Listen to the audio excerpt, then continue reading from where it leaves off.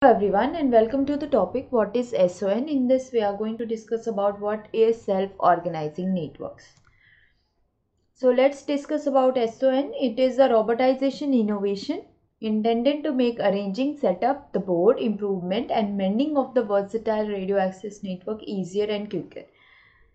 Its usefulness and conduct has been characterized and indicated by the commonly acknowledged industry proposals which are created by the associations like 3GPP and NGMN.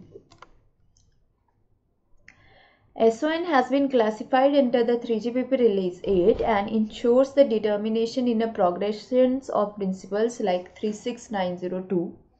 The primary innovation utilizing these highlights will be LTE. However, the innovation has additionally been retrofitted to more seasoned radio access advancement, for example UMTS.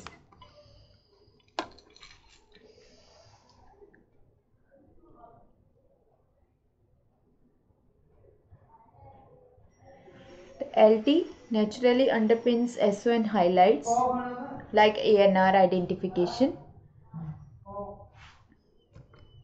self-reciprocating components can be set up to briefly make up a hardware blackout. Thank you.